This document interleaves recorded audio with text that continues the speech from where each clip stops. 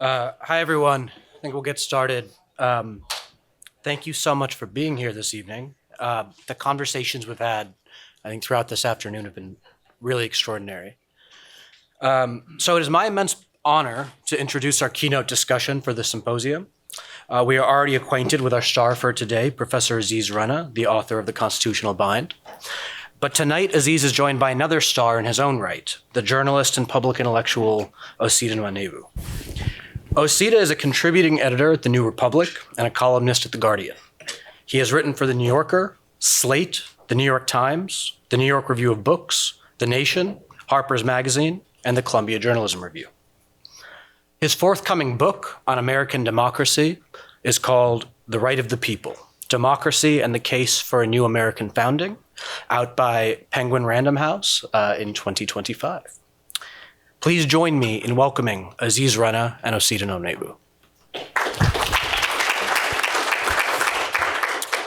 Well, thank you, Sanjay, for that introduction. Thank you to the organizers for inviting me, and thank you, Aziz, for writing a truly tremendous book. And it's not just a matter of the size of the thing. It's really, it's a book that's humbling, and I think it's humbling in two respects. It's humbling because it is thorough, it covers a lot of ground, it's immense. But it's also humbling because I think the history that you sketch out feels humbling to me. So as Sanjay mentioned, I've been working on this book for the last 3 years on democracy. It's an exploration of democracy rather than an exploration of the Constitution. And that's a distinction in choice that's important to me, and we can get into it. But there is a critique of the Constitution at the center of it. And I was aware that this was part of a long traditional constitutional critique. We're in the moment now where you see more and more of these critiques happening and coming from liberal academia. I'm very honored to be in the presence of Sanford Levinson, who has been fighting this fight, a very lonely fight for decades now. So I knew that, even though I think that there are things that are novel about my account and argument, that I was within like a larger tradition.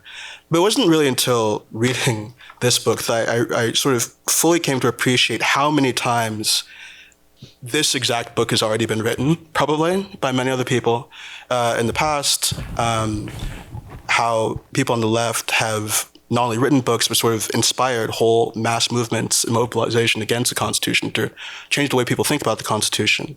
And so it's humbling in that, you leave it sort of wondering what these conversations we're having now can meaningfully add to what's been said already. And you leave it wondering why it isn't the case that these critiques managed to forestall the process of growing veneration that you talk about. And I guess we could sort of begin the examination of why we're still stuck with this thing from the point you identify as sort of the origins of creedal nationalism, or creedal constitutionalism, rather. I guess in the years around the Civil War, you talk about Frederick Douglass. You have this rendering of the Douglas-Garrison debate. That's a debate I think that most people who are familiar with antebellum politics and the Civil War and abolition understand. When I was in school, it was impressed upon us that Douglas definitely had the right side of the argument. I think most people think that Douglas had the right side of the argument. But we're at a moment now where I feel, frankly, like a real resonance with Garrison's side of things. There are writers who I think replicate this divide now in conventional politics. There are writers who I think are talking about the Constitution in a Douglasonian vein. I'm not going to name them. I respect them very much. And I think they do good work. But yeah, so we've had this kind of, around the Civil War, this basic tension, this basic divide that's been rendered in our intellectual lives. But you make the point in the book that Douglas and also Lincoln were actually highly idiosyncratic in the way that they talked about the Constitution, or had a sort of creedal vision of the Constitution. I was wondering if we could sort of start there. Tell us how weird and strange this conception of a kind of self-improving, capacious Constitution was at the time when you sort of first start hearing these inklings of that message. Yeah, no. So I think the first thing that I want to note is that, so Douglas, I think, is the sort of central figure in articulating a connection between creed and Constitution. And it's in the context of abolitionist debates about to what extent does the Constitution have to be fundamentally overcome in order for slavery to end. And so you have one wing, and I apologize if this is going to be somewhat familiar to folks, but like you have one wing of abolitionist politics associated with Garrison, but also with Wendell Phillips, that make the argument that the Constitution in practice is a pro-slavery document. For many of the reasons that right now people would make the argument that the Constitution in practice is an infrastructure for minority rule. That the structure of the constitutional order, especially the focus on the states, is the reason why at that time you have, effectively a gag rule in place on dealing with issues of slavery within Congress, that you have the overrepresentation of slaveholding interest of enslavers. This is through the 3/5 clause, but also just through the way in which representation ends up operating. It's why the vast majority of presidents in the years before the Civil War end up being pro-slavery and slaver politicians. It sets up the structure of the Supreme Court, all of this. And then the position that you get from Phillips is because the Constitution in practice is a pro-slavery document, the political move is disunion. Repeal the Union, so that states that are committed to the end of slavery cannot be in union with enslaver states, and you have to essentially abolish the nation as it's understood. In this way, like that's an anti-constitutional politics that ended up feeding into a kind of anti-nationalist position, that the United States could not proceed because it was necessarily joined to this politics of evil. Douglas's response, and there's a lot going on in terms of the racial dynamics of Douglas as a previously enslaved black person dealing with a white abolitionist condition, is to reject the argument that we should think of the Constitution primarily through how it operates in practice.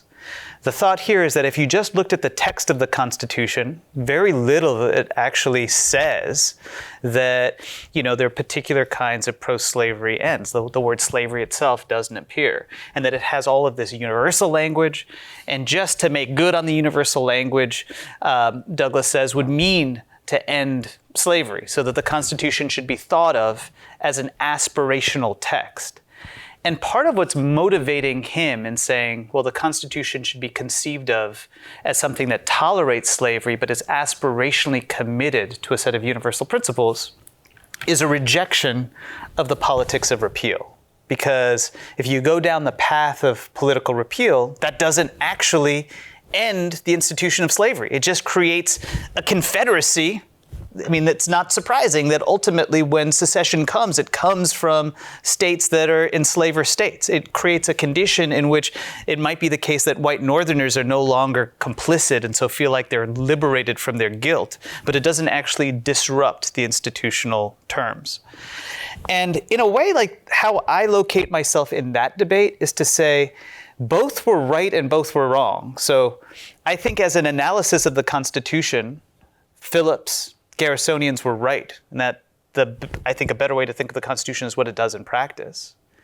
But as an account of like the political strategy, the idea of repeal as a solution in that historical moment, I think did not sort of make sense of like what the conditions would have been to actually disrupt slavery in American society.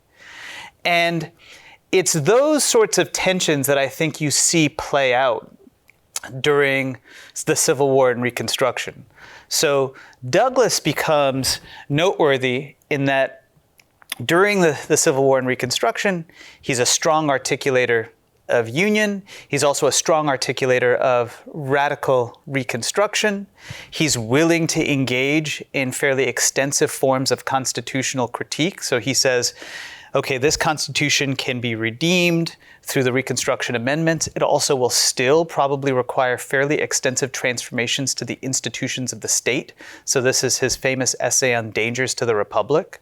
So he talks about how there's a problem with presidential power. There's a problem with the control that the states have over the overarching system. The country needs to move towards something that looks a lot more like parliamentary democracy. It has to figure out how to have institutions that are compatible with multiracial democracy. To me, what's interesting about the Douglas of Reconstruction through this period is that now, when you have these pro-anti-slavery debates, like you described, Douglas is basically presented as a legitimator of the Cold War order. It's like, hey, Douglas shows that we should believe that the Constitution is this aspirational document, that going down the Garrisonian route is a problem, and that this is actually the only way you can make arguments about constitutional change through a type of redemptive language.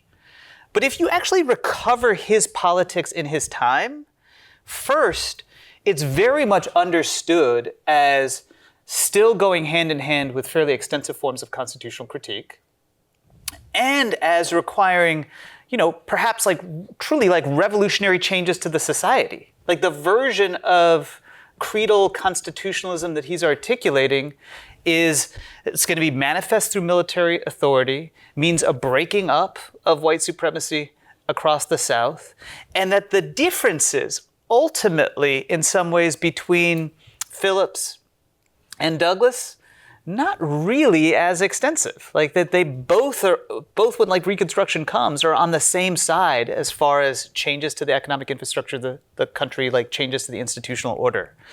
And so it's not a surprise that within white society, by the time you get to the violent defeat of Reconstruction, the kinds of ideas that Douglas has are really marginal ideas. Like these are not ideas that have pickup within white society.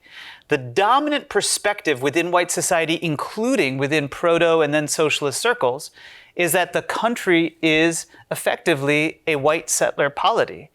And that the idea of multiracial democracy on grounds that would reconstruct the institutions of governance, like this is a fairly marginal position. And it's because these are perspectives that would require pretty massive changes to the nature of the social order. And so then the question becomes, how is it that some version of creedal constitutionalism goes from being associated with fairly radical forms of critique to the type of legitimation that we see later? And at the same time, where is the rest of the Black counterpublic? Because while Douglas holds on to a commitment to the Constitution, by the time you get to the 1880s and the 1890s, it's really tough now for other figures within Black politics to say, you know what, the kind of radical arguments about an aspirational document, about Black manhood in gendered terms, through market economics, if everybody has access to 40 acres and a mule or to their own land, this is a pathway to Black freedom in a society that's gone from bondage to slavery to new forms of Black bondage. And it means that there's now a percolating of all of these other political formations within Black life that are even Douglas's version of creed and constitution isn't actually going to get us emancipation. And that's the foundation. You see it, I talk about Henry McNeill Turner, you see it with some of the separatist politics. I think of what then emerges in the 20th century as Black internationalist arguments that say holding firm to national attachment and to a project with sort of the dominant social order isn't going to be the pathway to change. The pathway to change is probably going to require creating new associations of community, perhaps as part of the global anti-imperial world movements. Right. And that shift or that turn amongst some people in the radical community comes as a response to the shift that you spend so much of the time, or partially a response to the shift you spend so much of the time in the book talking about, which is the deployment of the Constitution as a kind of way to legitimate American foreign policy dominance.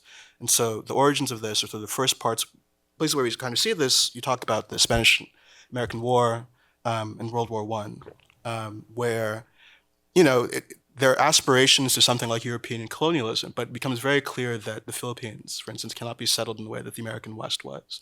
And you need to have some other way of instantiating or sort of cementing American control and broadening the scope of American power that was not going to rely upon that kind of logistical operation. And so the idea that America is not just another colonial power, but something that a country that has a kind of spiritual origin that it can be found and sort of read through these documents becomes a vehicle or an instrument for that control. And I was wondering if you can talk about the very first places where we see that argument being made. Yeah, so this is why, to me, I think it's really significant that, the recovery of the story of linking the creed and the Constitution, which had been this anti-slavery argument that in somebody like Douglas is a revolutionary project. The recovery by national elites is in the context of the Philippines, where now you have Republican officials that, for instance, when they're writing constitutions for the Philippines, for Puerto Rico, that are including the Bill of Rights, that are talking about the constitutional forms and arrangements that you see in the US, so having a Senate and a Supreme Court and a House of Representatives.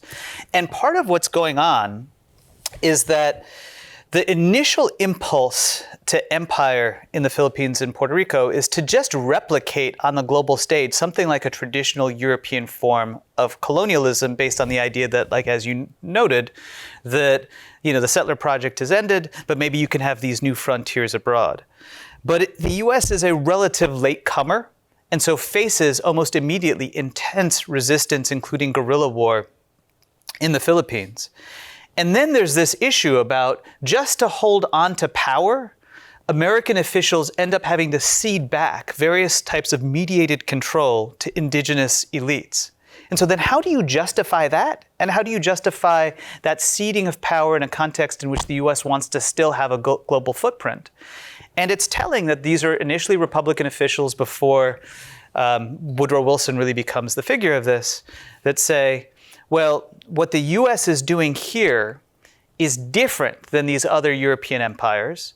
It's articulating a principle that goes back to the kind of anti-slavery past of the Constitution as fulfilling the Declaration, and that it's spreading to the rest of the world a vision of constitutional government, including things like the Bill of Rights and like the House of Representatives, the Supreme Court, the Senate, but that it has to be present because what distinguishes the US is this exceptional history that goes back even before the Constitution all the way to the Mayflower Compact of effectively at this point nearly 3 centuries of acculturation in a form of constitutional rule that it can promote to less culturally developed ethno-racial peoples. What's going on here is really, I think, striking, and that's that the language of creedal constitutionalism, which is a radical threat to a society organized around white supremacy, is being married to a vision of racial hierarchy.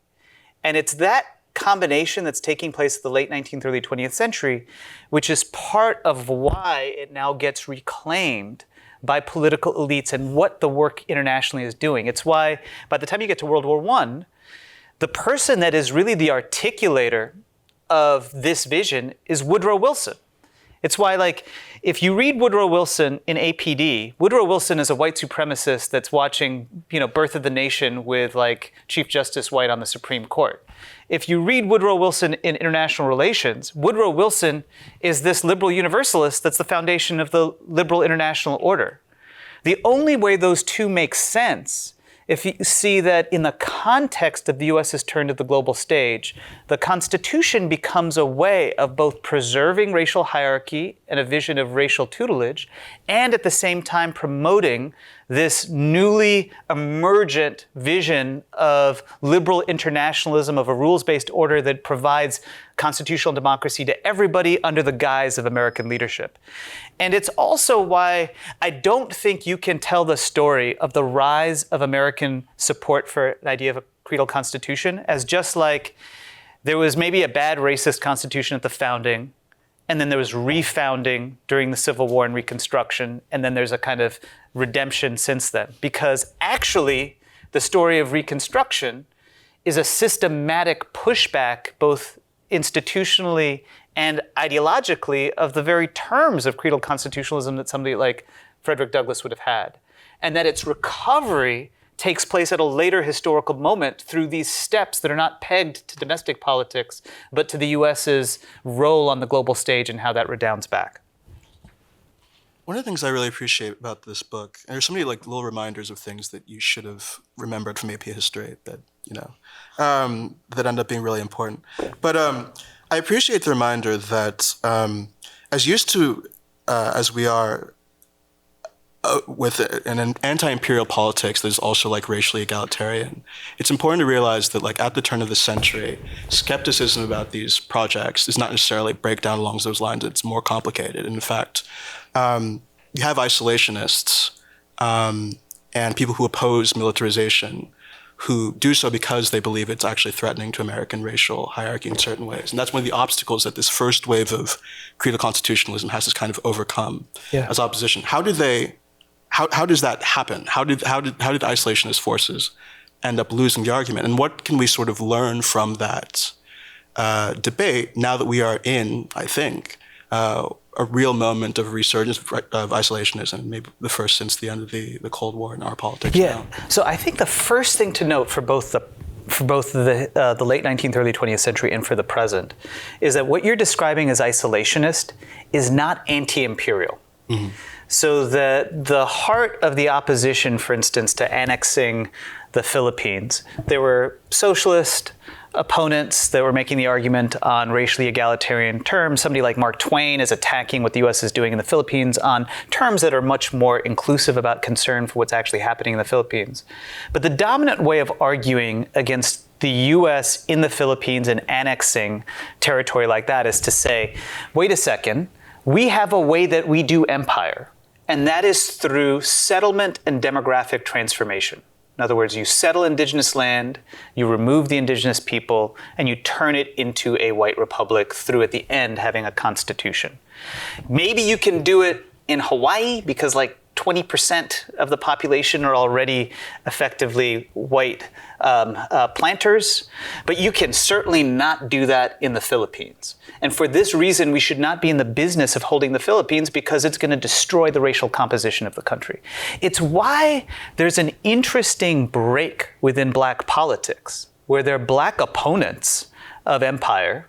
In fact, there's folks like David Fagan, who sort of famously joins. It's a black soldier that ends up joining the Filipino resistance and becomes a figure of both Filipino resistance and like white fears about what it would mean to send black troops overseas. To what extent will they actually end up siding with the political opponents? But this racism as a foundation for a certain kind of isolationism that's still imperial, but settler imperial, is why Douglass, so Douglass dies before the Philippines. He dies in 1893. But Douglass backs the annexation of what would be today the Dominican Republic.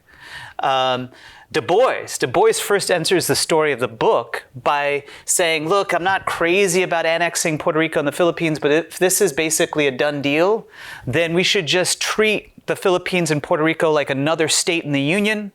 And then as another state in the Union, all of those folks would have equal rights, and then this would strengthen the position of non-white people within the country. And so there's an interesting set of competing views and perspectives where you have black effectively like pro like annexationist politics and white anti-annexationist politics on grounds that we would not expect.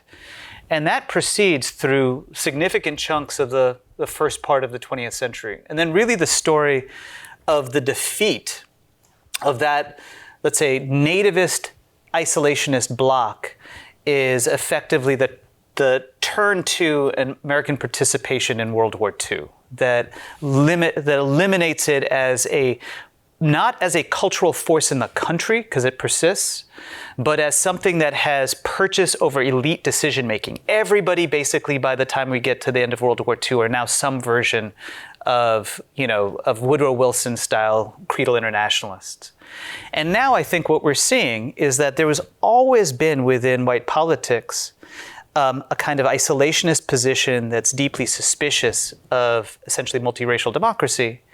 And in the context of the breakdown of the mid-century American project, that cultural base is connecting again to elite centers of political voice and authority. And it's why you have these versions of right-wing, what seem like anti-war perspectives, or somebody like Trump can seem to be the anti-war candidate in 2016, while at the same time engaging in extreme versions of ethno-racial belligerence. So World War II, or I guess the years immediately after, towards the end of World War II, are also the point at which this Wilsonian version of creedal constitutionalism become something that is at least nominally more racially egalitarian in its rendering. And you talk about the role of Gunnar Myrdal, who's somebody I don't think, or at least in public discourse, we hear about a lot, having been particularly influential in shaping elite opinion and sort of converting the paternalistic, we are going to tutor these countries of non-white people and how to do Republican government into something that is not necessarily as explicitly based in racial hierarchy. He is one of the people who is instrumental in making that transformation. Could you talk about that transformation generally, but also what his writing specifically does to further it? Yeah, so Myrdal is a Swedish sociologist and social democratic politician. He ends up overseeing this book project out of the Ford Foundation that becomes The American Dilemma. There are a number of great Black social scientists that don't get nearly the acclaim or attention that they deserve who are central to the work of this project. But Myrdal's sort of framing argument is what gets taken up in the context of World War II and the early Cold War by white national elites. And the framing argument is that the US has these competing, none too coherent ideological strands. At the national plane is a vision of the country that's redeeming the Declaration of Independence, that's committed from the founding to freedom and equality for all, and is the steady unfolding trajectory of American history. At the local plane, there might be these archaic prejudices that are expressed, for instance, in segregation. But the American story is the national plane overcoming the local. Myrdal, interestingly, because he's a socialist, his understanding of where the Constitution fits in is kind of Beardian from 1913. He's like, the Constitution is a counter-revolutionary document. It's actually inconsistent with the Declaration. That's his theory, that it's a class elite text. But he says that, in the US, it seems, all of these New Dealers are increasingly loving their Constitution. And to the extent that they just treat the Constitution as an empty signifier for the Declaration, then it doesn't really matter if I think the Constitution is actually counter-revolutionary. What's interesting to me about the period from the 40s to the 60s when it comes to white elite national opinion policymakers is that there are, let's say, three things that happen that are noteworthy. First, this framing of thinking about the meaning of the national project becomes really central for how, in a context of decolonization, American elites imagine the construction of the international order. The international order itself, so the rules-based international order that we hear so much about with the establishment of the UN system, the international financial institutions, all of that stuff, is supposed to be an expression of this basic vision of constitutionalism married to market capitalism. And that the way the US is supposed to interact with the rest of the world is that it's supposed to reconstruct as well the internal practices of other states, defeated powers like Japan and Germany, but also decolonizing societies on grounds, again, consistent with a theory of markets, of constrained representative government that goes hand in hand with this. So this is an entire comprehensive vision.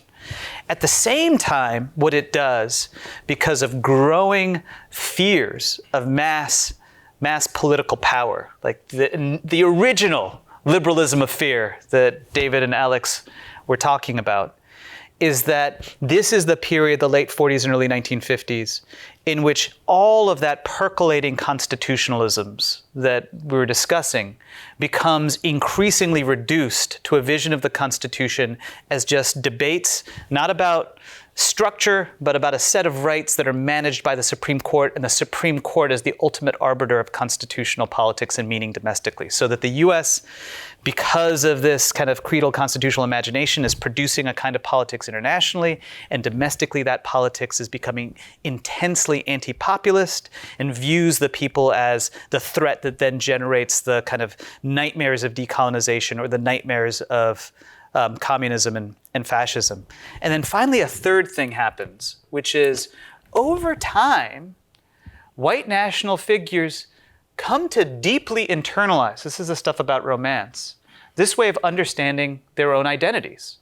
So you get to a point where it's the case in the late 50s and early 60s that you have big books like Lipsitz' The First New Nation, or arguments coming out of Kennedy in the Senate and then when he's the president that says, you know what? The US isn't at all an instantiation of European empire. if anything, the US has always been historically situated in the same way that India is vis-a-vis, Britain. The way that even, like, you could say Algeria is vis-a-vis France, which is, it is an anti-colonial project. It's the first truly independent nation, and that in this way it has something to offer non-white peoples because it's on the same trajectory. And that's a remarkable ideological shift of identification with non-white peoples. It doesn't mean that white supremacy or racial imaginations disappear because they're still the language of tutelage. But the work that's taking place through arguments about creed and constitution are helping to reshape the meaning of the country away from self-identification as a settler nation to instead a nation of immigrants, a multiracial society, a society that can rightly govern a decolonized world because it itself is a decolonial project. You're right, too, that there are people, in the third world who actually take that seriously. So you write about Nehru talking in these terms about the American Constitution. One anecdote, and I think this would be a good way to sort of transition to talking about alternatives. I watch a lot of Firing Line, which is the old show with William F. Buckley, because I'm a sicko. And there's an episode that he does in the early 70s with Huey Newton. And he gives Newton this kind of tendentious introduction he always gives to people. It's like polite, but like latently hostile.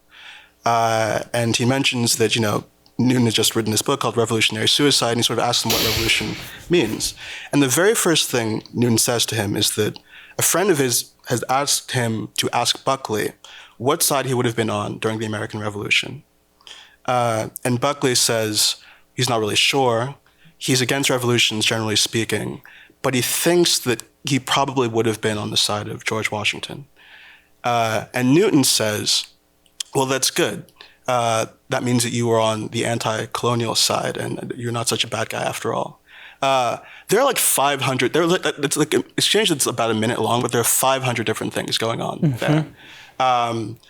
And it's just sort of an indication of the history that you sort of sketch out towards the end about the different ways in which radicals have always sort of tried to negotiate or sort of think through and debate what the correct orientation to both the Constitution and the American Revolution ought to be. And so, a lot of this history you sketch out in the early 20th century, there are people who want to take a reformist approach, there are people who doubt the viability of reformist approaches, there are people who want to take up the symbols of American nationalism, people who don't.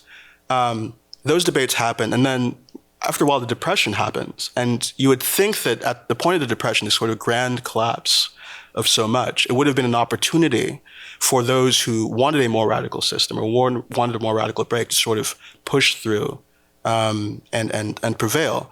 That doesn't happen for a lot of reasons that maybe you should talk about. I mean, people come out of the Depression actually, and the New Deal, invested with more faith in the constitutional order, partially because they see the reforms, they see the progress the administration, FDR, had made, and they come to a kind of, quietism amongst a lot of people on the left about what is possible, or the extent to which the limits of the Constitution can be overcome. So I don't know, could you just sort of sketch out what the left terrain looks like in the early 20th century and why the Depression and the New Deal didn't end up leading to a more fundamental rupture and break from veneration, and in fact may have actually contributed to its strengthening. Yeah, one anecdote about Newton. So one of Newton's very first speeches out of prison is at the Revolutionary People's Constitutional Convention that I discussed in 1970. And he comes and he gives a speech to, there's 15,000 people that had congregated in Philadelphia. It's a temple. There are 5,000, 6,000 people within the hall. And the speech actually does a version of this, which is places the Panthers in the position of American revolutionaries and invokes the Declaration, invokes 1776 as a way of saying we're going to write a new text, while at the same time arguing that the country is foundationally, even presumptively, like that 1776 bargain is like a type of settler project that needs to be disrupted.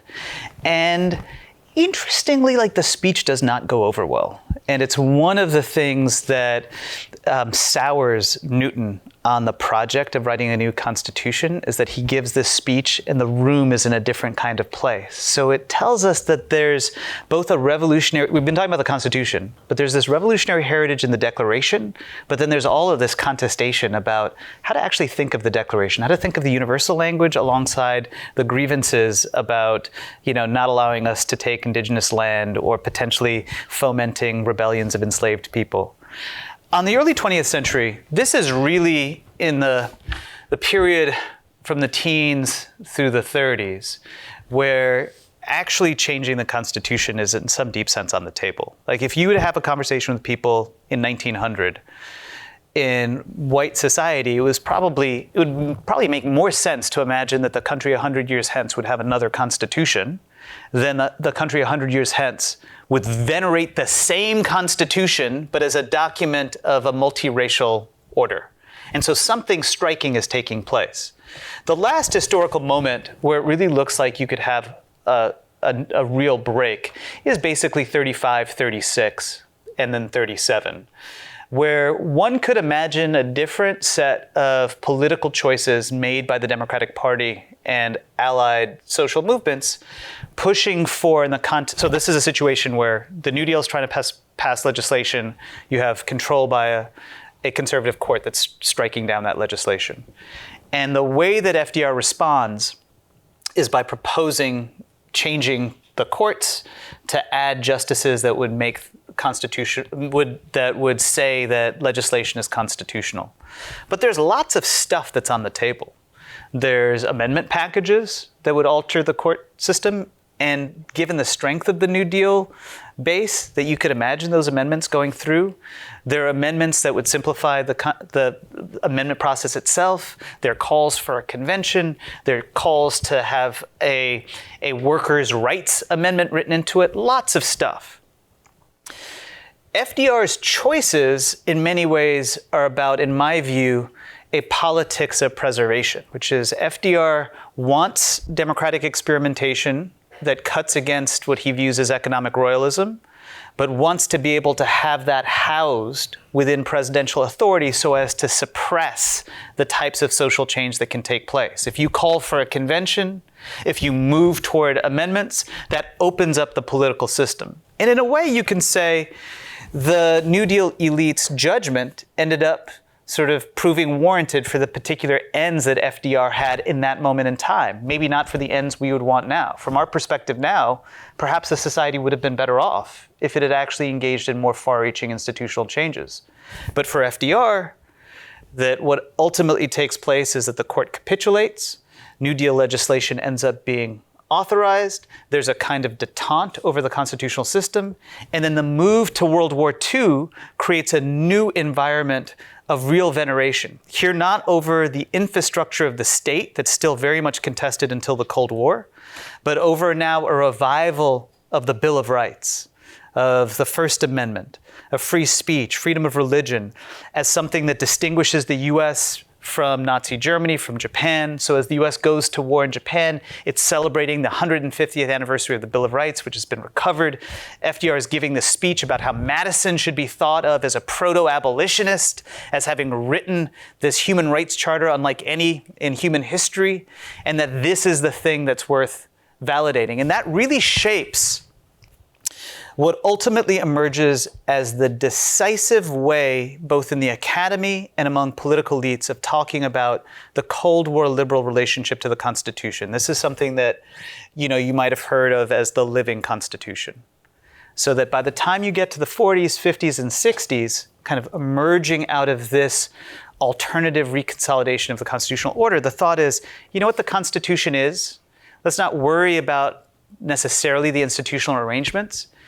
Let's not worry about its past history, but that the framers are worthy of deification, not as enslavers or as class elites, but because they initiated this project that has embedded within it the potential to overcome slavery, has embedded within it the potential to produce civil libertarian commitments in the context of World War II and the Cold War context.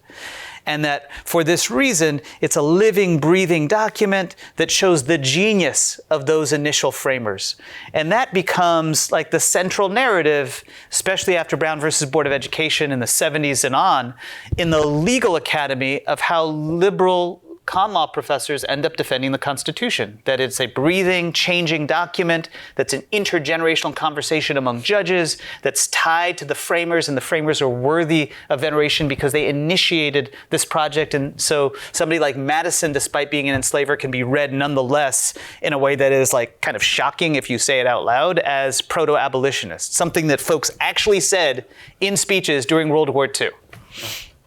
More a question on the historical trajectory here. So you end the book, I think, before the end of the Cold War, before the War on Terror.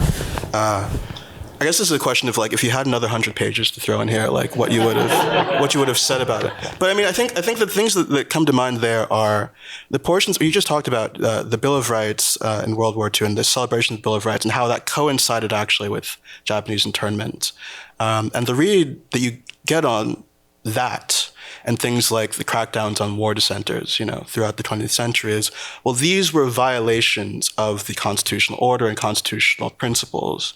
But the point you make is that even to the extent that you might believe that substantively, you still have to explain why it is that these things happen at exactly the same time as the Constitution was being venerated more, as we were beginning to celebrate the Bill of Rights more and talk about how important it was.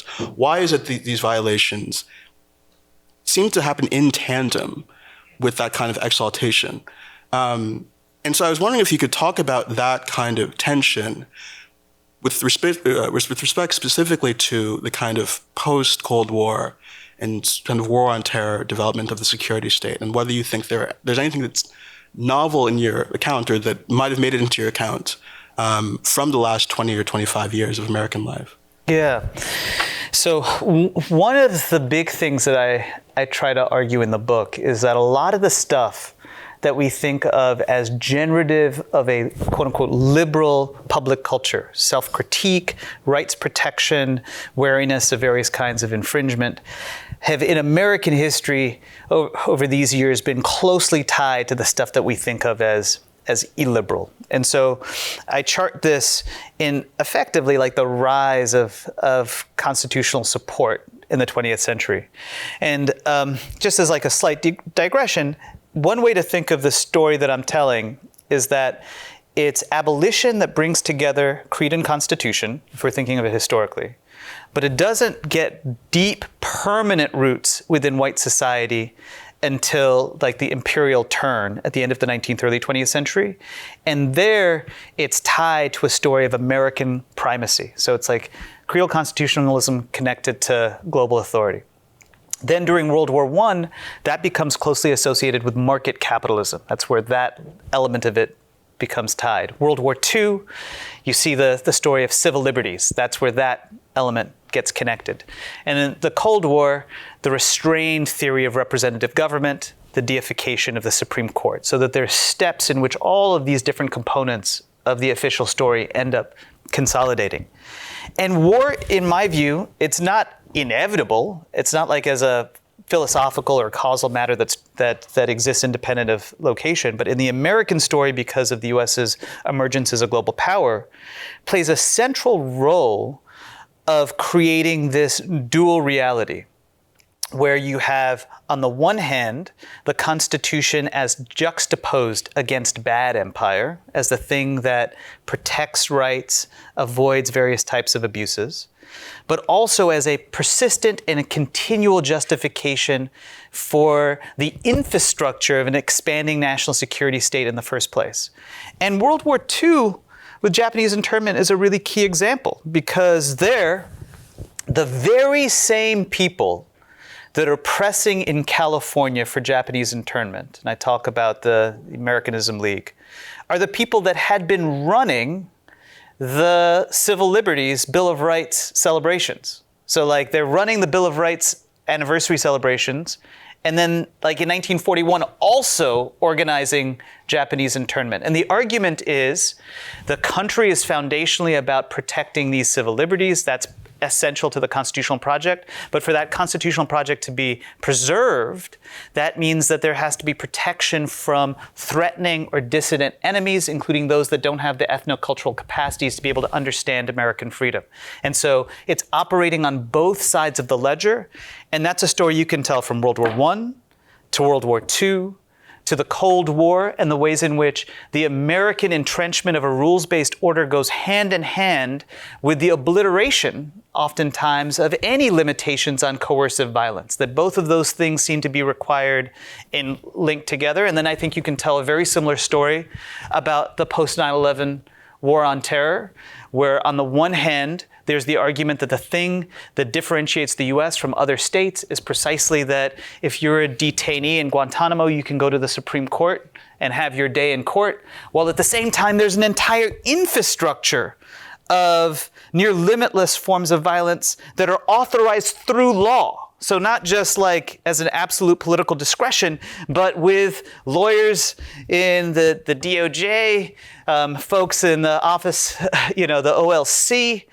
And so that there's a legal framework for these forms of violence. And I would say you're seeing it up to the present right now in the politics, for instance, around Gaza, where on the one hand, the US claims to be the articulator of a rules-based order, and yet its understanding of what constitutionalism entails so as to be able to preserve and protect a global community seems to require being complicit in, if not outright authorizing, really extreme forms of violence that obliterate any sense of a rules-based order being in place.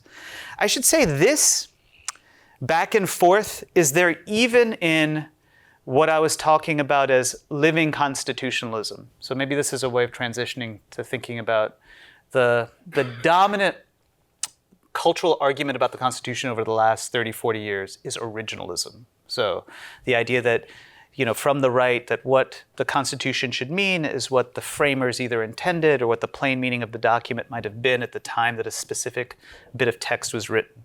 And this is usually juxtaposed against living constitutions.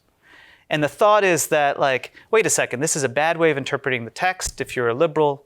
We have a good way, our way that's living, has place for change, has a kind of critical self-conversation. But the argument that I make is that, again, just like the liberal and the illiberal are joined together, both of these things have been deeply connected within this venerative climate, where the condition by which conservatives were able politically to say, in the 70s especially, and after the 70s, that the best way to read the Constitution is what, Madison thinks, is because of a culture that had already recovered Madison from the critiques. That's already said that all of the good things that you like about American change are the product of the choices that those framers made. So that it becomes much easier in cultural life for folks that are conservative to say, well, if we love the framers so much, why don't we just abide by actually what they would have thought? And of course, actually what they would have thought doesn't necessarily generate an outcome in every legal question that is identical to what the new right would want. It doesn't necessarily mean that, if you're a serious originalist as a methodological matter, you get everything that folks in the Federalist Society would like. But it promotes a restorationist culture where precisely if we've been living through periods of institutional and ideological breakdown, thinking that you're going to get a future that's compatible with equal and effective freedom by just going back to the past, I think is profoundly, deeply flawed. It's generating a form of politics that ignores the centrality of thinking about what's possible to come rather than just sort of venerating and holding firm to some idealized vision from 1868 or 1788. Yeah. One thing we can talk about now is sort of the legal profession's complicity in all this. We're having all of these discussions now, or conversations now about judicial supremacy, and the extent to which we, as part of our mission or project of reworking the Constitution, what role do courts play in kind of calcifying the existing order, and how should we move beyond them?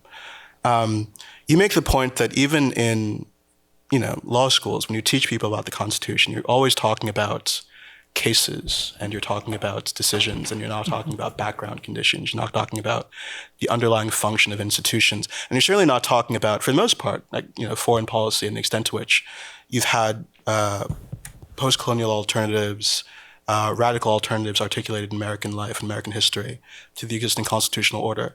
And I'm wondering what you think the pathway to a more capacious understanding of the Constitution might be for practitioners who, on the one hand, go out and have to win legal battles or have to try to win legal battles within the existing order, but also, you would hope, are working towards a post-constitutional solution or order of some kind or a way forward. How do you talk about the Constitution to practitioners and sort of give them usable advice from this account, and how they sort of strategize about constitutional questions and politics? So I think, in a way, like, the place of the con law expert and the constitutional law professor right now is different than even 10 years ago when I was starting to think about the book. Like, I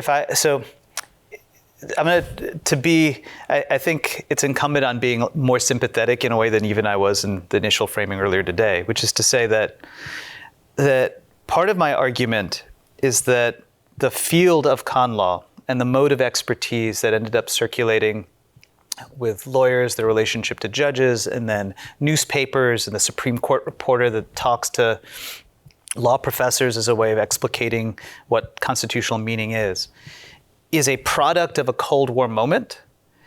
And what it did is it then limited the entire terrain of how we think of what a constitutional question can be to the types of conversations that lawyers have with judges.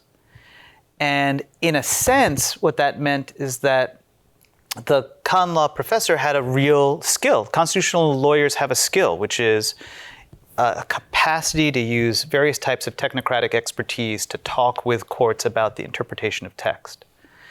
But that was effectively the only thing that was part of the conversation. And indeed, it's the only thing that you as a constitutional lawyer are trained in. Like, you're not trained in thinking more capaciously about how that court conversation fits within a whole system.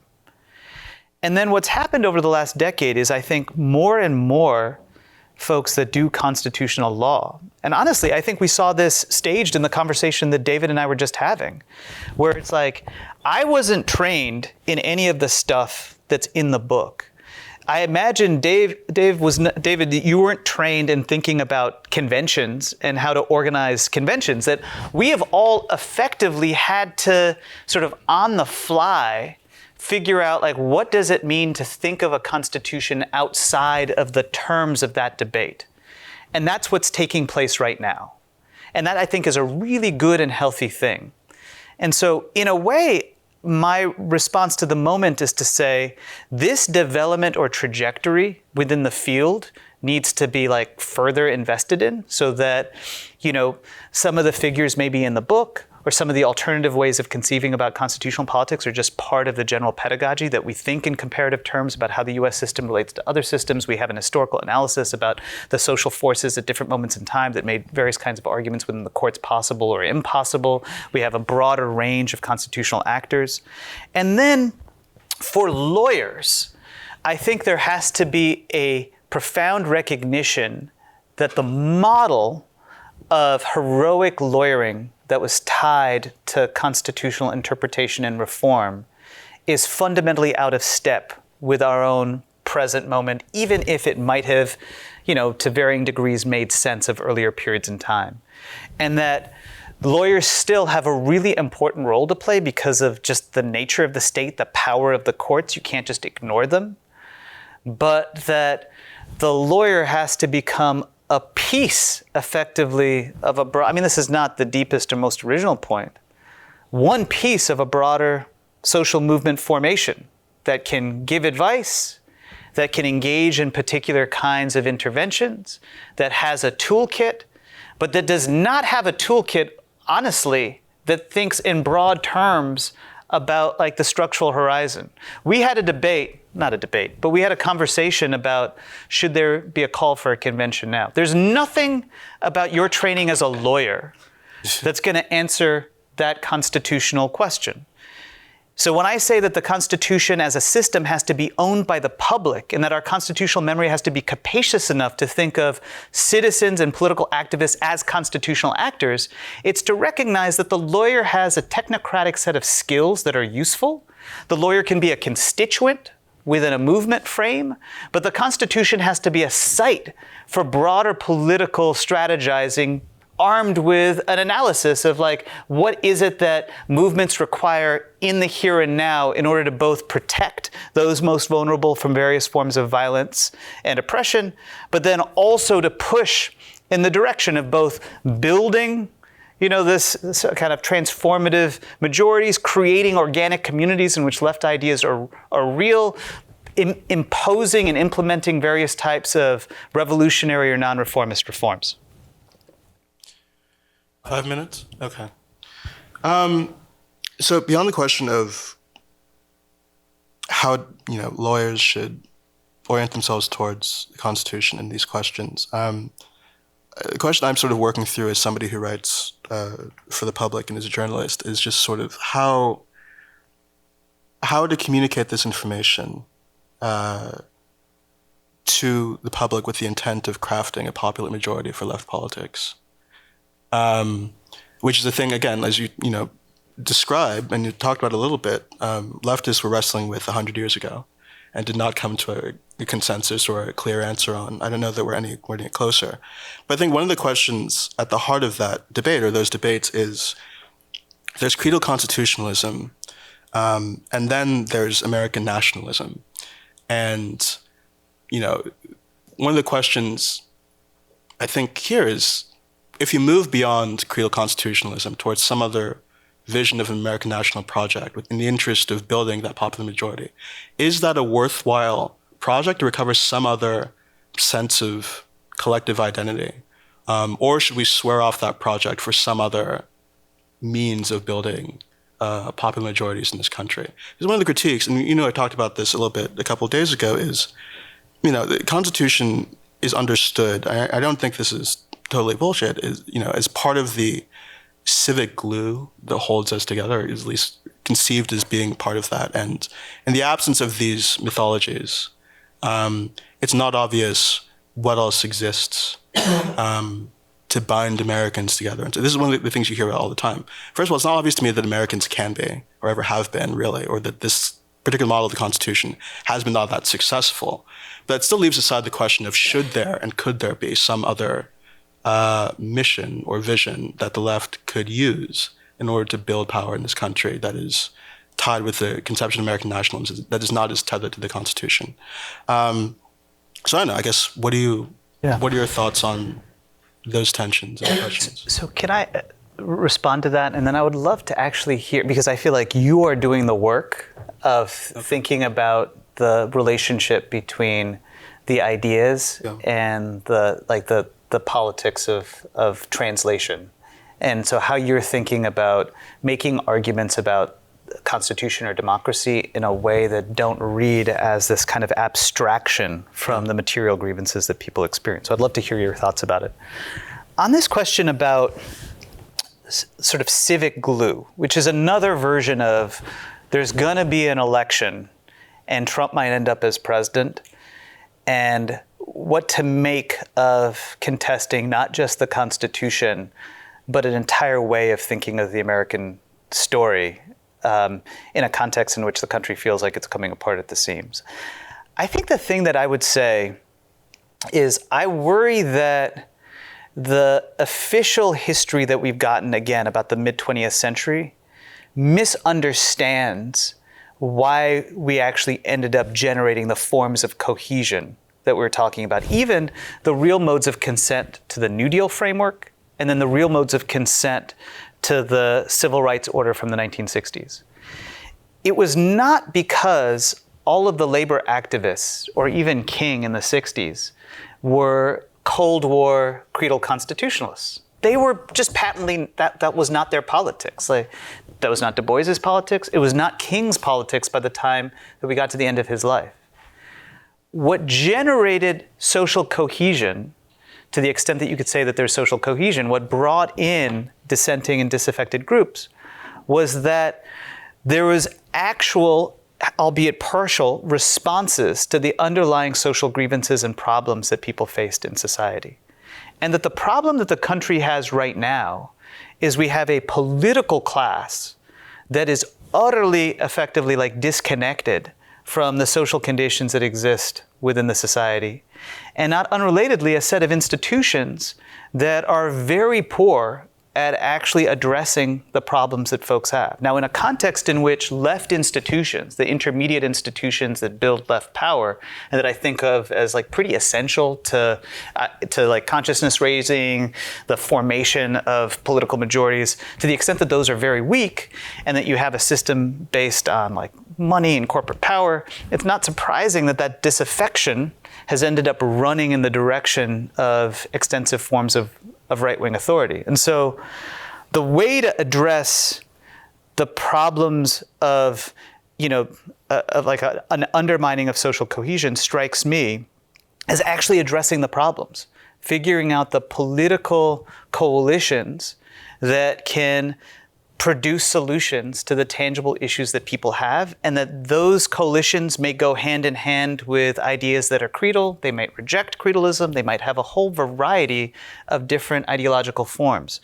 There is a liberal story that I think many of us grew up with in the US, which is to say, there's only two ways of organizing a nation state: as an ethno-state, or as a version of what amounts to Habermasian liberal constitutional patriotism. Doesn't even matter what the Constitution is, just as long as there's some set of universal rules that everybody abides by.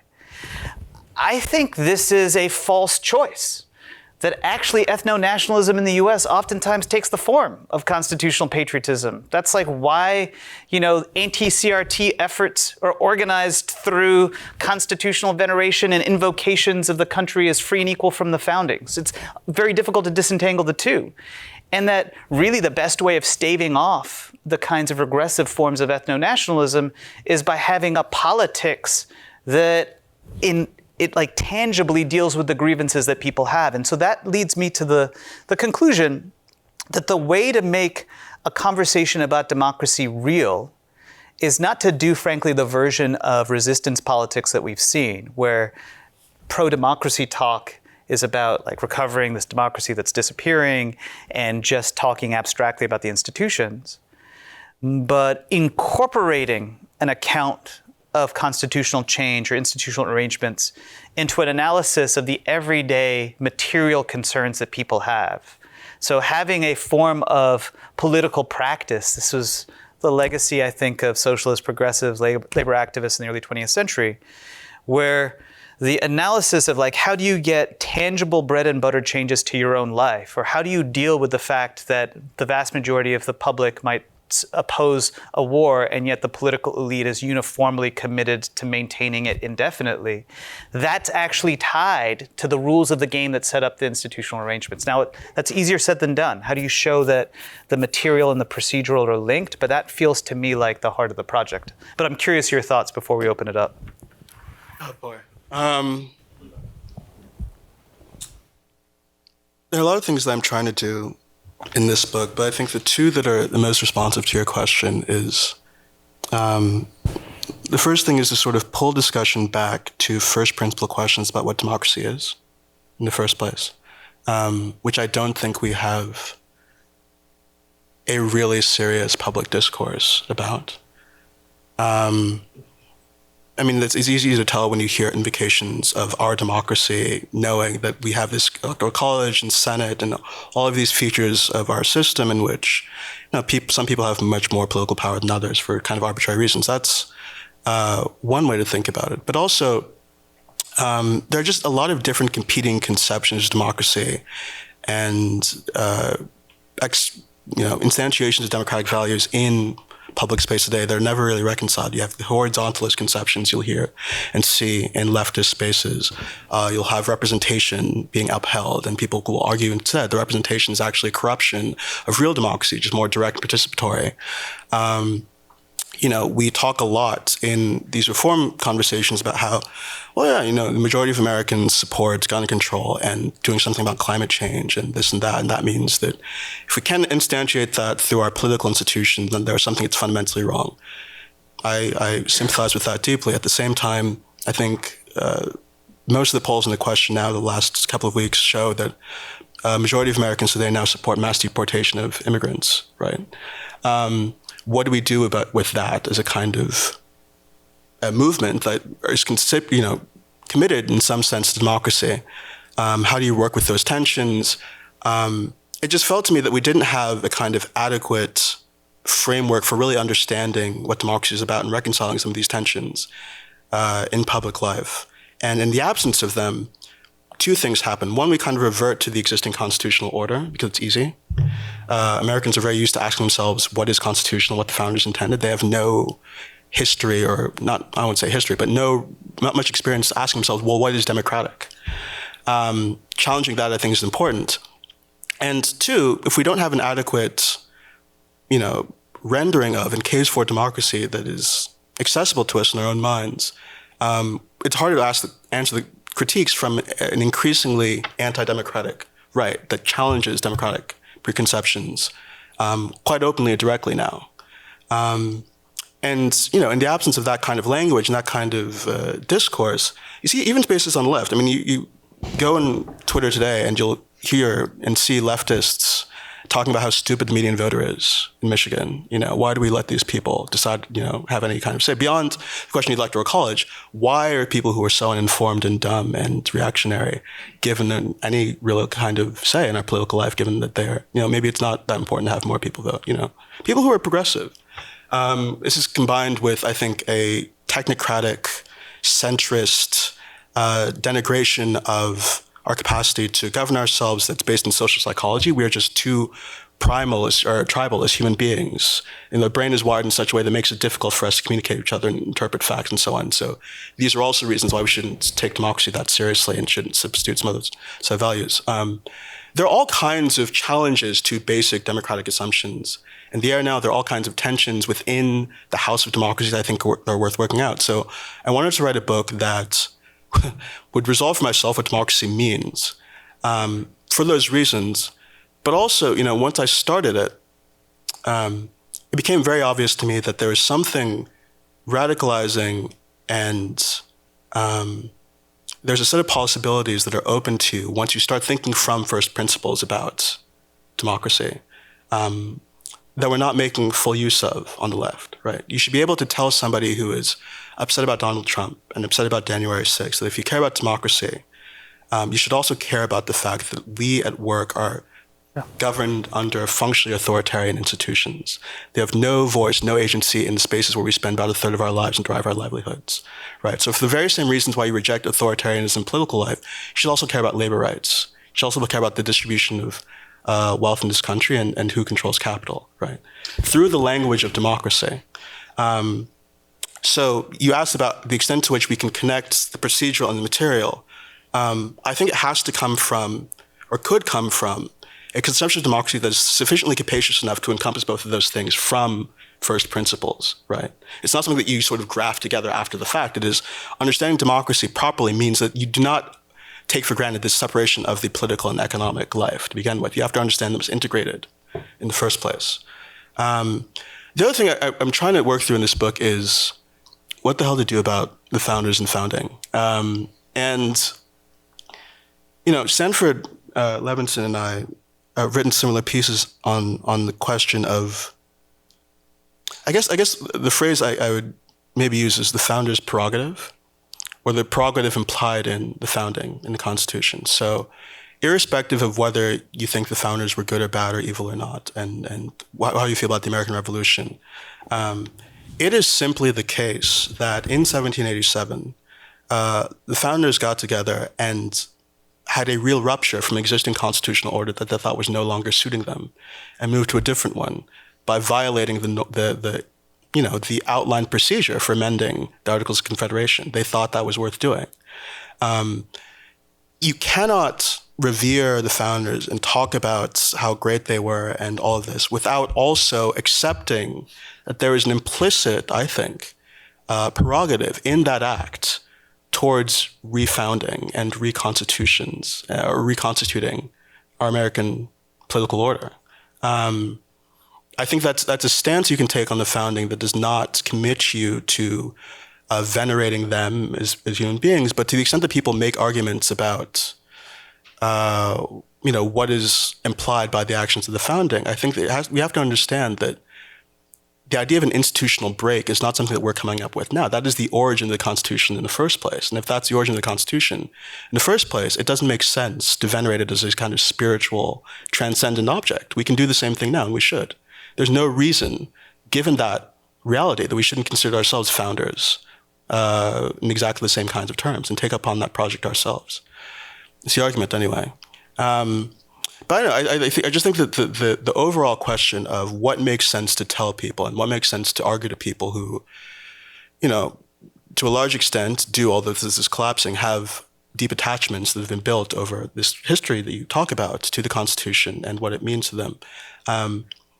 What do you do to dislodge that, I think, is a difficult and important question. I'm not sure I have the answer, but I have things that I'm trying and working through myself. Yeah. Mm-hmm.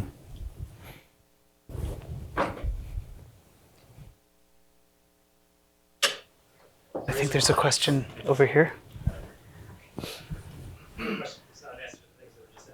No, it's...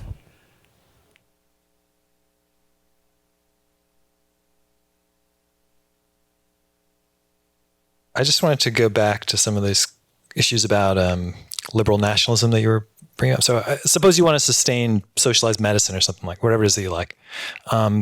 It seems like you need to generate, of course, people, you can appeal to people's interests, but in the long term, it seems like you need to appeal to some common sense of like, we're in this together, or some sense of mutual concern or something like that. So how do you do that? One option is death or nationalism. You say, well, we're in it together because we're all the X's. That's not so great. You can go the liberal nationalist way and say, well, we're in this together because we share a certain set of values, maybe embodied in a constitution. That's the Habermasian, whatever kind of way.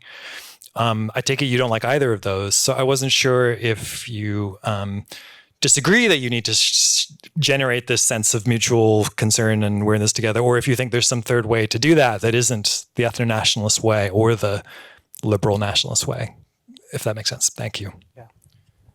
So, I guess what I would say is that there have been various traditions of how to conceive of alternative community that I kind of work through in the book that are internationalist, but recognize that the site of political action is going to be located in a specific nation state just because of the distribution of global power and how arrangements are set up.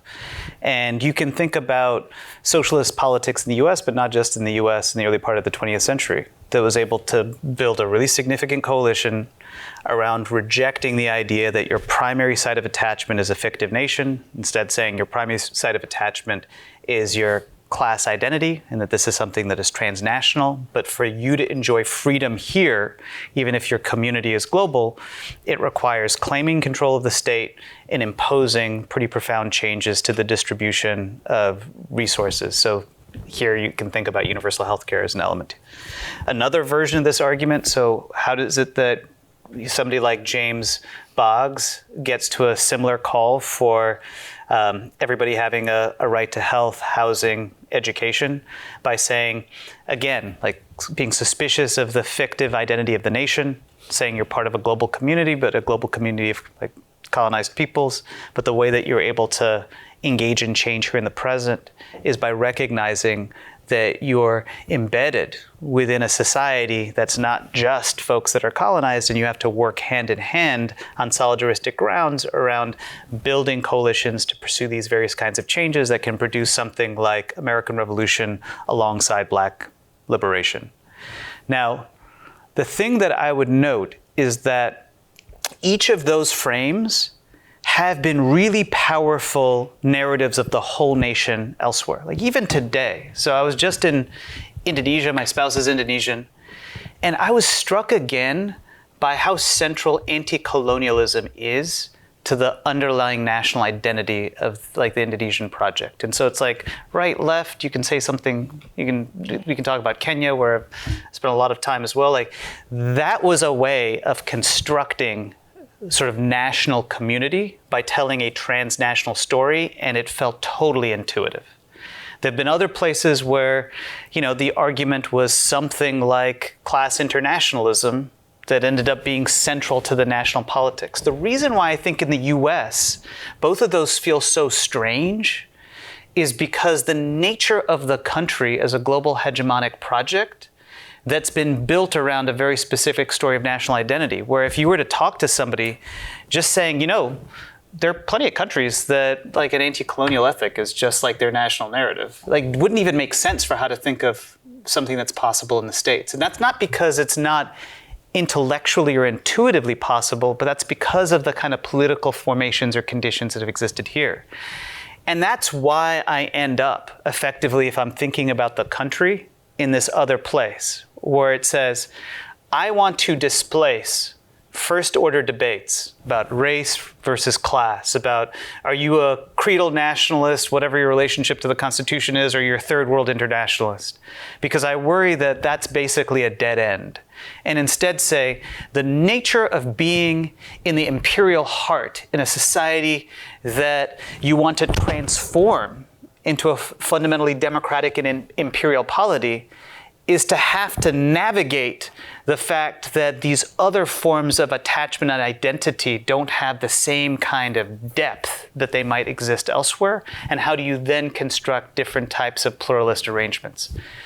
My own hope is that that version of pluralism can itself be an alternative to like the ethno-nationalist option, that you don't have to, in the US, only essentially double down on new versions of Habermasian constitutional patriotism, because I view that instantiation, especially the official story for the mid-20th century, is ultimately a kind of dead end for the present, even if it did good in the 60s and 70s, even if you say, like, from the perspective of 1972, like, that's the only way to talk about reform. We're not in 1972. We're in 2024, where we're seeing diminishing returns from essentially Harris saying, vote for me, I sound just like Nixon and Reagan. And so we're at a moment where if there's a hollowness to the liberal nationalist frame, and the US, because of its imperial structural condition, doesn't have the same depth that an anti-colonial or a class-conscious internationalism might have at different historical moments or in different places, then we have to think about how do we create a politics that allows different types of solidaristic identities to work together on a common ground. I think of a friend here who's very much a left creedalist. And so we have to have coalitions that allow me, even if that's not at all how I imagine identity, to be able to work in conjunction with somebody like that around a set of agendas or objectives, where even if I think at the end of the day left creedalism is not enough, there's a kind of coalition that's not just instrumental, but that is solidaristic. It does tie to maybe the pessimistic note that the book strikes and where I end the book, which is, we do not have historical examples of globally hegemonic projects that decide that they're going to abandon their hegemony. We also don't really have a ton of examples. I mean, there's some of like just absolute, conflagration and collapse. I think generally the story is slow decline because of a political class that is disconnected from social constituents and institutions that are in crisis and don't work. And that's probably the most likely long-run story. And this kind of reconstitution that I've been trying to work through, alongside thinking about how you can build like a mobilized transformative majority that's on the one hand democratic and anti-imperial, is a really difficult proposition. But that doesn't mean that like the left should abandon it. I mean, this is sort of my just like sense of like, what does it mean to be on the left? To be on the left is necessarily to contest forms of existing domination and to always find yourself in a position in which the doors to power are not open. And in the US, that's especially the case because of the genuine material, symbolic, ideological benefits that power has provided for in-groups. It's not a surprise that, pretty regressive views around migration are kind of central to American politics. So I view the site of migration as a key place for linking the domestic and the foreign, for reconstituting the country in these other material and identitarian terms. But it's been rare in American history where there has been an openness to migration that is not tied to the project of European settlement. That's a willingness to actually expand the borders of who gets included. That doesn't mean that you abandon it and then kind of retreat into the liberal nationalist pose, but it means just confronting squarely the challenge.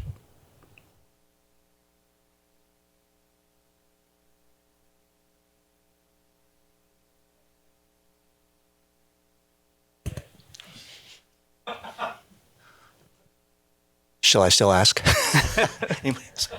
I just want to bring you back to 36, 37. You were talking about Roosevelt and the choices he made. I think you described both in the book and in your remarks today as deciding to act in a preservationist way after he mostly starts to get what he wants from the courts.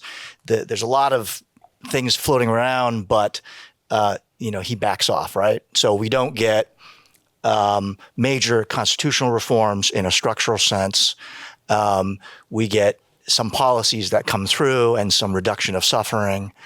I wonder if there are other lessons there besides the fact that he chooses preservation in general. So your thoughts on a couple other possible lessons. One, he chooses partisan domination, which is to say that his party gets to rule, even if the Democratic Party doesn't become a true working class party through and through, right?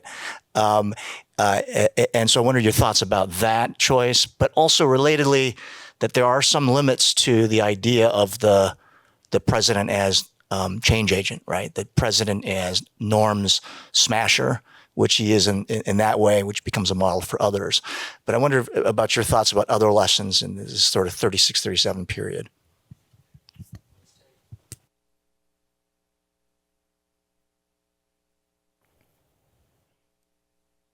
Thank you, by the way, for raising the point.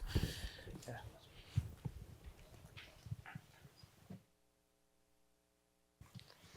Thanks for the talk. I'm Stephanie. My question is whether or not continuing to talk about constitutions as being the site of or the setting up of procedures about how we use power, right, continues to actually reinstantiate this idea that, in fact, politics is a zero-sum game because it is about winning power, of which there is a limited amount of formal power, and that instead, right, maybe part of forging alternative constitutional horizons is thinking of constitutions as being able to do something more, different than, or in addition to, just like how do we distribute power? How do we allow people to use that power? Right, like, is that one way that we might forge alternatives? Is it, right, instead constitutions are how we figure out how we're going to care for each other, right? So I'm wondering if that has factored into how you think about things or how either of you want to continue thinking about things.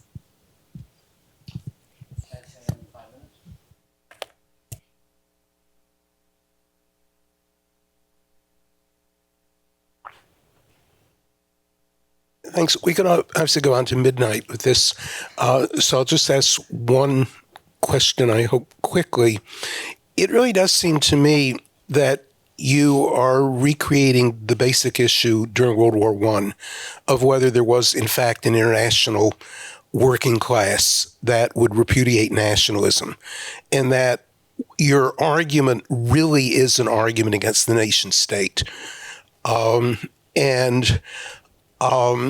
my own view, and I've said this in print, is that Woodrow Wilson is the most important single political figure of the 20th century, much more so than Lenin, because of the emphasis on national self-determination, and that it is both inspiring and incredibly dangerous, precisely because of the adjective. And if you look around the world, it's not simply the United States and others that have however you want to describe it, restrictive, bigoted, nationalist, xenophobic immigration policies. This is a constant. And it rests on a notion that many people have, that the purpose of the state is to actualize the rich history and glorious future of the nation. If you look at preambles to constitutions around the world, the United States is actually a remarkably universalistic preamble. If you look at Croatia and many others, you find ethno-nationalism.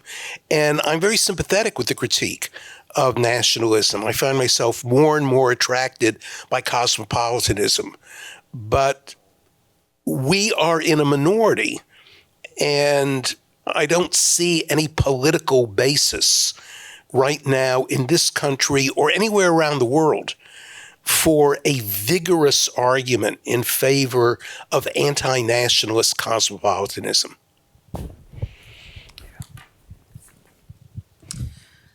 So quickly, yeah, it'd be great to. So quickly on 36, 37 alternative lessons.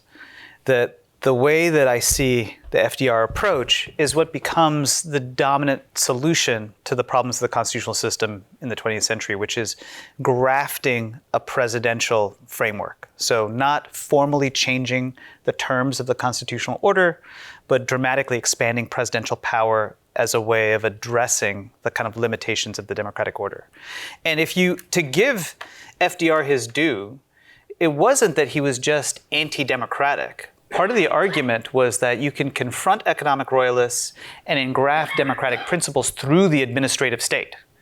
And indeed, through tripartite arrangements within the administrative state that would bring in labor as a constituent that's making policy on a near continuous basis. The problem for me with FDR's effort to sort of pursue that informal approach is that even though I actually think that there's real power in a complex society to democratic forms of administration and agency, that FDR also did not want to break up precisely the party formation that existed, the combination of a white working class in the North and Jim Crow supremacy in the South. And that means that he did not want to do the thing that Du Bois said throughout the 30s, which is you were never going to actually, on the long run, instantiate the New Deal vision unless you broke up the state, unless you dealt with the national taboo of the state form and the way in which the electoral infrastructure essentially put into power a set of regressive politicians who were fundamentally opposed to the agenda that you might have in the administrative state. And that's basically what ends up happening, which is over the longue durée from the 30s to the 60s, that the failure to address the formal constitution, the formal constitutional order, the electoral system, ends up undermining the democratic potential of sort of agency governance. And what you end up having that's left is an unchecked sort of national security president that can intercede in sort of short-term lawmaking domestically, but really is able to engage in long-term lawmaking when it comes to violence at the border and the national security infrastructure. And so I think a lesson for us now is not to reject experimentation in the administrative state, but to recognize how that has to go hand in hand with changes to the electoral system. And it ties to this point, I think, about how to think of a constitution. So simplest terms, where I think a lot of now center-left constitutional scholars are, is to say the US Constitution is an outlier globally. It looks really different than state constitutions. It looks really different than most constitutions in quote unquote more established democratic societies internationally. So the Constitution is much shorter. Ours is 7,000. Most constitutions are 20,000. It has limited rights provisions. We have a presidential system that is out of step with various forms of parliamentary democracy. We have a court where, we have no term limits, most places 9 to 15 years.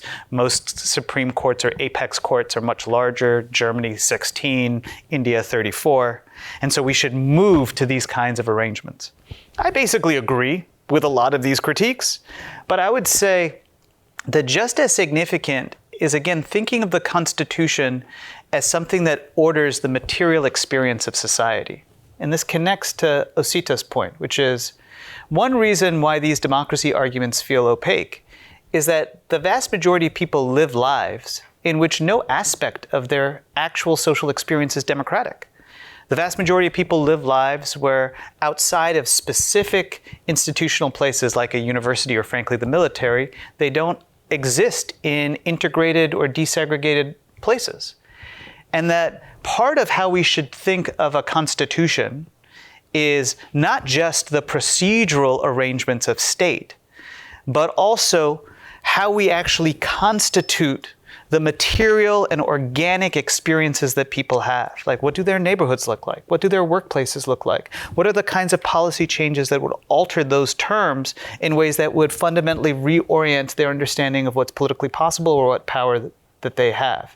And that kind of politics, which doesn't look like it's formally constitutional, is just as central to the constitutional debates. And as a last point about nationalism, this is where I am, which is I'm personally anti-nationalist. And I think one of the significant problems of the US is the particular brand of nationalism that's emerged. I think the field of constitutional law, both in the US and elsewhere, is deeply normatively nationalist in that it understands the rubric for what even is a constitutional question as organized through the border of the state.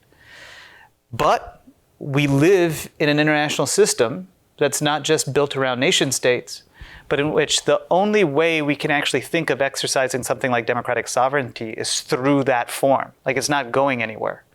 And so how is it that you can mobilize publics to exercise democratic sovereignty through a nation-state form that itself is deeply flawed while maintaining a political horizon that's internationalist? That's the goal.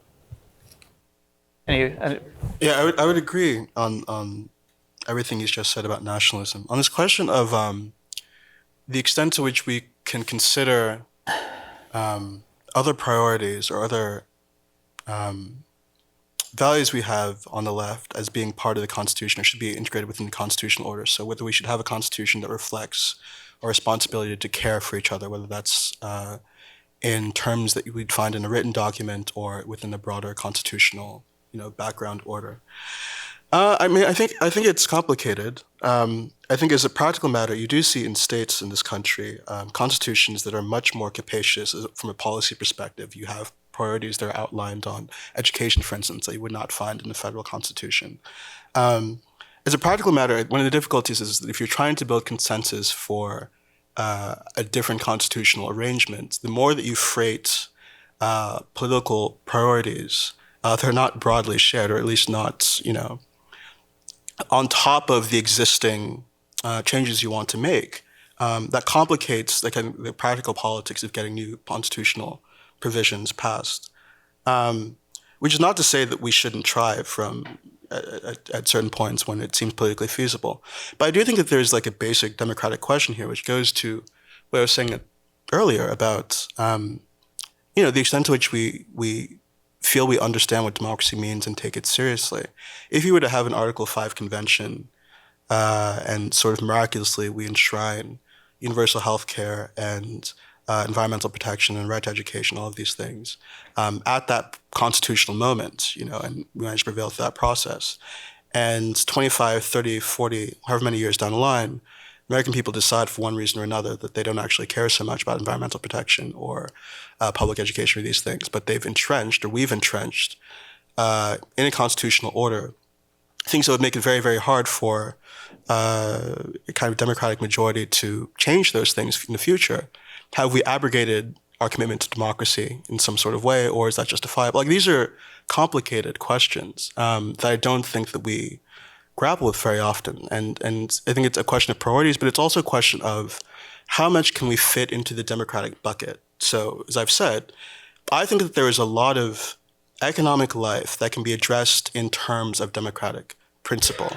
I think that we can, and it's not just I mean, I think that there's like a very sort of realpolitik rationale for talking about democracy in this way, but I also think it's substantively true that democracy has to mean giving people the agency and the means through which they control their lives or exercise a measure of control over their lives. And that is a value that can apply to a lot of different policy areas. I think that's a reason why you should think about being supportive of abortion rights or supportive of environmental protection. I think there are all kinds of ways in which thinking about democratic agency in that sense leads you to a lot of progressive or sort of left-wing policy ends. But that's contested ground. That's not a conception of democracy everybody's going to agree with or find compelling. And, there are internal tensions with how we sort of balance some of these values when push comes to shove.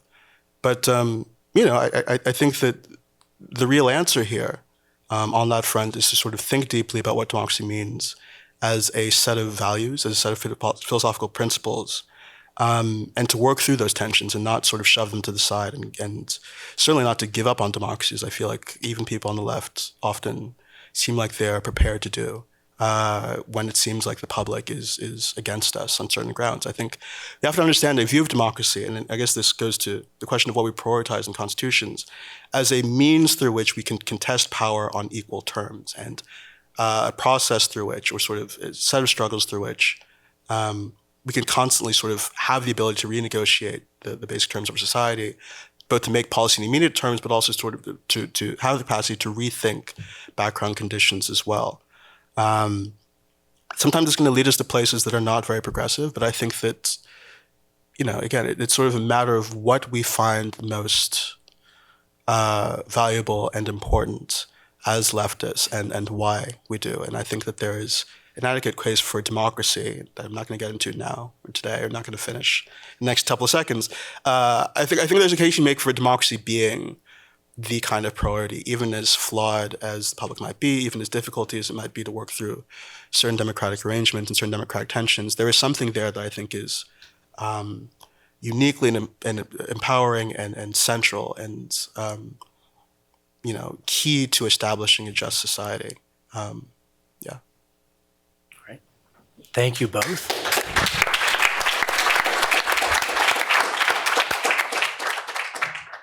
So just to quickly close us out this evening, I want to reiterate our gratitude to the co-sponsors of the symposium, the LP program, the Institute on Policing, Incarceration, and Public Safety, and the Center for American Political Studies. A special thanks to Elizabeth Ross and Kate Davies, who did such incredible work to make it possible. The catering, IT, and facility staff members for their indispensable labor. Thank you, Corvo, for the camera work today. Kedrick, E.T., Robert, Zora, Barrett, David, and Osita for your brilliance and generosity. My collaborator for today, Brandon Terry. Of course, the incomparable Professor Aziz Rana. Read the book, it's extraordinary. And finally, to all of you who have made this symposium very, very special. And with that, our proceedings conclude, and we invite all of you to join us in the gathering room for the reception to keep the conversation going. Thank you all so much, and hope to see you soon. Thank you so much to everybody that made today possible. I really appreciate it.